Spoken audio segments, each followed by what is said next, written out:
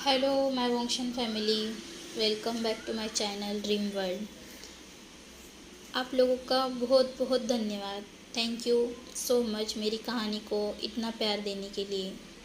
और आप लोगों से बहुत से लोग ऐसे हैं जो कहानी को देखते तो है लेकिन सब्सक्राइब नहीं करते, तो प्लीज़ मेरी रिक्वेस्ट है कि आप मेरे चैनल को सब्सक्राइब करें, लाइक करें और कमेंट्स करके। आज से हम न्यू कहानी स्टार्ट करने वाले हैं। कहानी का नाम है द प्रिंस ऑफ कुसु। ये कहानी एक वैम्पायर और मरमेड की कहानी है।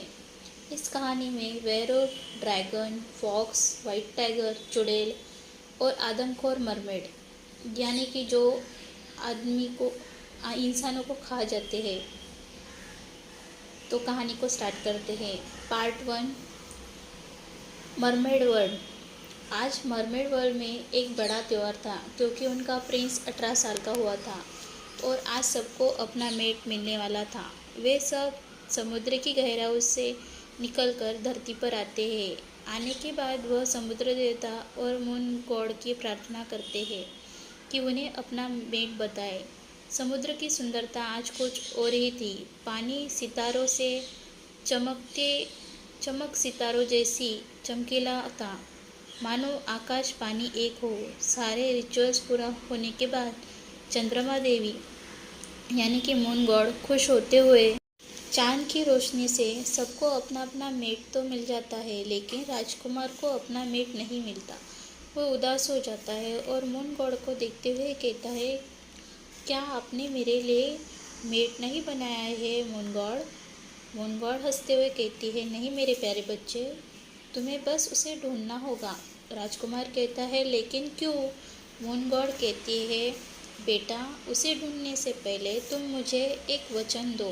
राजकुमार कहता है, मगर आपने तो ऐसे बाकी लोगों के साथ नहीं किया है ना, तो मेरे साथ आप वचन क्यों मांग रही है? बेटा समय आने पर तुम्हें अपने सवालों के जवाब मिल जाएंगे। राजकुमार को थोड़ी झिझक तो होती है लेकिन फिर भी वह ठीक है कहता है। मून गॉड आगे कहती है, तुम्हें मुझे वचन देना होगा कि तुम्हारा मेट कोई भी हो, तुम उसे अपने पूरे दिल से अपनाओगे। राजकुमार मून गॉड को वचन देता है कि हाँ, मैं अपने मेट को अपनाऊंगा, वो कोई भी हो। मून गॉड अपनी रोशनियों को चारों दिशाओं में फैलाती है। तभी समुद्र के बीच में एक छोटा सा टुकड़ा चमकने लगता है। राजकुमार बहुत खुश होता है, मून गॉड को प्रणाम करते हुए और कहता है कि मैं आशा करता हूँ कि मेरा मेट बेहद ही खूबसूरत हो। मून गॉड मुस्कुराते हुए कहती है, जैसे तुम्हारी इच्छा, और मून गॉड गायब हो जाती है। राजकुमार उस दिशा की ओर जाने लगता है जहाँ एक इंसान लकड़ी के टुकड़े के ऊपर अपना आधा शरीर पानी में था और आधा उस लकड़ी के टुकड़े पर। दूर से उस इंसान की सिर्फ पीठ दिख रही थी। राजकुमार उस इंसान को कमर से पकड़ता है और किनारे की ओर तैरने लगता है। कि किनारे की ओर आते ही वो इंसान को ज़मीन पर लिटाता है। अभी तक उस इंसान का चेहरा राजकुमार ने देखा नहीं था, लेकिन अब जब उस इंसान का वो चेहरा देखता है तो डर सा जाता है, क्योंकि वह इंसान ना मरमेड था ना आम इंसान, वह एक वैम्पायर था। राजकुमार को समझ नहीं आता अब क्या करे, लेकिन उसे मून गॉड की कही हुई बातें याद आती है और उसने अपना वचन पूरा करने का वादा भी किया था। अब वो सोचने लगता है, ये कैसे, हमारा दुश्मन मेरा मेट कैसे हो सकता है? हे भगवान, ये कैसी दुविधा में डाल दिया है मुझे। राजकुमार सोच ही रहा था, तब वह वैम्पायर अपनी बची हुई ऊर्जा से राजकुमार से कहता है, प्लीज़ मुझे बचा ले, और फिर से वो बेहोश हो जाता है। राजकुमार एक नेक दिल और पवित्र आत्मा था, इसलिए वो अपनी उंगली को काटता है और अपनी खून की कुछ बूंदें उसे पिलाता है। वैम्पायर का शरीर हिलने लगता है। राजकुमार पीछे हट जाता है। वैम्पायर का शरीर हवा में घूमने लगता है। और देखते ही देखते वैम्पायर पूरी तरीके से ठीक हो जाता है। ठीक होने के बाद जब राजकुमार उसे देखता है, जो बेहद ही खूबसूरत इंसान खड़ा था, राजकुमार उसे पास जाता है और कहता है, तुम एक वैम्पायर ही हो ना? होने के बावजूद भी तुम बेहद ही खूबसूरत हो। क्या तुम्हें कभी किसी ने नहीं बताया कि वो तुम बहुत खूबसूरत हो? सामने वाला इंसान कहता है, क्या मैं वैम्पायर हूँ? सच में? लेकिन मैं तो एक साधारण इंसान था। क्या नहीं? तुम एक वैम्पायर हो? वो आगे कहता है, नहीं, मैं एक साधारण इंसान था, तभी तो हमारे राज्य के लोगों ने मुझे मारकर फेंका था। राजकुमार कहता है, क्या? क्यों? और तुम्हारा नाम क्या है? तुम कहाँ से हो? वो कहता है, मैं क्राउड किंगडम का सेकंड प्रिंस हूँ। वो आगे कुछ कहने से पहले मरमैड राजकुमार कहता है, लेकिन वो तो वैम्पायर किंगडम है। वो आगे, तो तुम वैम्पायर हुए ना? हाँ, लेकिन हमारे किंगडम में मैं ही एक लौता इंसान था। मेरे जन्म से बाद ही मेरी माँ को पता चला था कि मेरे पास वैम्पायर की कोई शक्तियाँ नहीं हैं, इसलिए इतने सालों से मेरे माँ ने मुझे छिपा कर रखा था। लेकिन वह आगे रुक जाता है। मरमैड राजकुमार कहता है, लेकिन क्या? लेकिन 2 दिन पहले मेरी माँ की मृत्यु हो गई और मेरे पिता को मेरा सच पता चला। उन्होंने मुझे वहाँ से निकाल दिया, और लेकिन मेरे कुछ मंत्रियों ने मुझे मारने के लिए कुछ वैम्पायर को भेजा। उनमें से मैंने अपना बचाव किया। छिपते छिपाते मैं समुद्र तट की ओर पहुंचा, तो उन लोगों ने मुझे वहीं भी ढूंढ लिया और मुझे बहुत मारा और समुद्र की गहराई में मुझे फेंक दिया।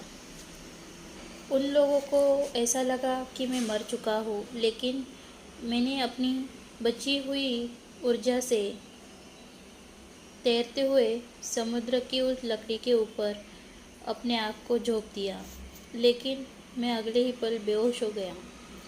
उसके बाद का मुझे कुछ पता नहीं। मरमेड राजकुमार उसे देखता है, और तुम्हारा नाम क्या है? मेरा नाम लान वांजी है। मेरी माँ मुझे लानजान कह के बुलाती थी, और अब मुझे उस नाम से कोई नहीं बुलाता। वो नीचे देखते हुए कहता है, लान वांगजी, लानजान। ओह, मुझे लानजान ज़्यादा प्यारा लगता है। वैसे मेरा नाम वेवुशन है। तुम मुझे विंग कह सकते हो। विंग? विंग? लांजान के मुँह से अपना नाम सुनते हुए विंग के मन में एक नई ऊर्जा का आभास हुआ। उसे पता नहीं कि लांजान के मुँह से उसका नाम कितना प्यारा लगा। लांजान आगे कहता है, विंग, अपने बारे में बताओ। मैं मर्मेड किंगडम का राजकुमार हूँ, वेभूषण। विंग आगे कहता है, हम दोनों मेट हैं। मून गॉड ने हमें चुना है। क्या तुम मुझे एक्सेप्ट करोगे, लांजान? लांजान विंग के पास आते हुए कहता है, मैंने तो तुम्हें तभी एक्सेप्ट किया था, विंग, जब तुमने मुझे बचाया था। विंग उसकी बात सुनते हुए शर्मा जाता है। लांजान विंग के पास आते हुए वांगजी विंग के इतने नज़दीक था कि दोनों की लिप्स आपस में टकरा रही थी। धीरे धीरे अपने टंग से विंग के लिप्स को लिक करते हुए वांगजी विंग को किस करने लगता है। विंग भी उस किस को रिस्पॉन्स करने लगता है। दोनों बहुत ही पैशन के साथ किस करते हैं। किस करते हुए ही वांगजी धीरे से विंग के लिप्स पर बाइट करता है, और विंग भी आह करते हुए अपना मुंह खोल देता है। विंग इसी का फ़ायदा उठाते हुए वांगजी अपनी टांग विंग के मुंह में डाल देता है, और विंग के मुंह के हर एक कोने को स्वाद लेने लगता है। विंग भी उस किस में मेल्ट हो जाता है, दोनों बहुत ही फैशन और हॉट किस साथ करते हैं। किस करते हुए ही वांग जी कब विंग के सारे कपड़े उतार देता है उसे पता ही नहीं चलता। विंग भी वांग जी के सारे कपड़े उतार देता है। अब दोनों पूरी तरीके से नेकेड थे। दोनों एक दूसरे को बाइट करते हैं, किस करते हैं, लिक करते हैं, एक दूसरे की पूरी तरीके से प्यार में खो जाते हैं। दोनों एक दूसरे को एक्सेप्ट कर लेते हैं। किस करते करते ही वांग जी विंग के नेक के ऊपर आ जाता है। विंग भी वांग जी के नेक के ऊपर बाइट करने लगता है और वांग जी भी। दोनों साथ में एक दूसरे को बाइट मार्क्स देते हैं। दोनों अब मार्क हो चुके थे।